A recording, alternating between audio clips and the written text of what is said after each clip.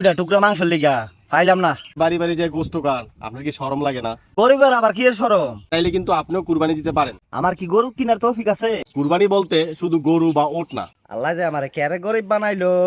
গরিব হইয়া যে বিপদে আছি, ঈদের আজকে 2 দিন কত বাদ গেলাম, 2 টুকরা কষ্ট পাইলাম না।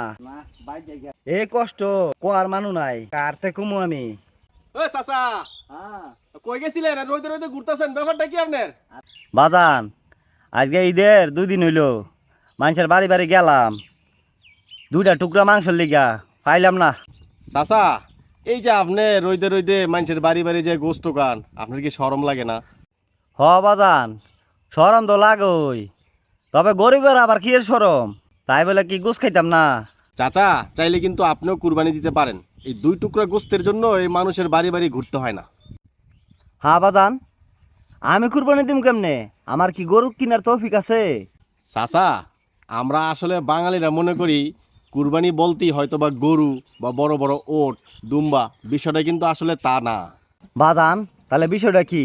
সবাই দি বড় বড় গরু কুরবানি দেয়, গরু ছাড়া কি কুরবানি হইব? চাচা শোনেন, কুরবানি বলতে শুধু গরু বা ওট না। এই যে আজকে ঈদটা চলে গেছে না, আপনি এই 2 দিনের ভিতরে বা 1 মাসের ভিতরে 2000 টাকা দিয়ে একটা খাসি কিনবেন। এই খাসিটারে আপনি সামনের কুরবানি ঈদ পর্যন্ত পালবেন। আপনার এই 2000 টাকার খাসিটা 20,000 টাকা মূল্য হবে, এবং আপনি সেই কুরবানিতে, আগামী কুরবানিতে আপনি এই খাসিটা কুরবানি দিতে পারবেন আল্লাহর নামে।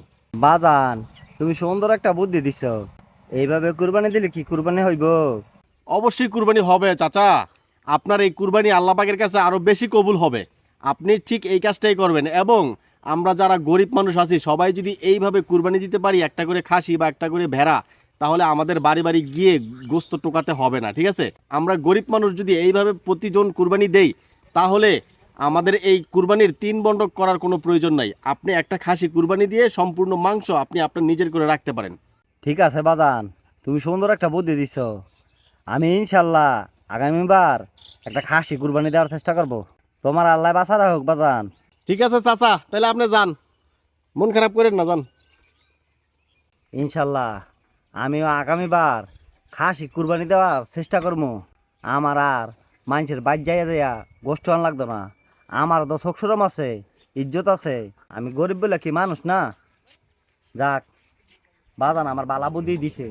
ইসলাম আপনাকে ছোট করে কখনোই দেখে না। তাই আমরা নিজ নিজ দায়িত্ব থেকে ছোট হলেও কুরবানি দেওয়ার চেষ্টা করব ইনশাল্লাহ। 2 টুকরো 1 টুকরো মাংসের জন্য কারো বাড়ি বাড়ি ঘুরবো না, এবং কারো কাছে হাত পাতবো না। তাই আমরা অবশ্যই চেষ্টা করব ছোট হলেও যেন আমরা কুরবানি দিতে পারি।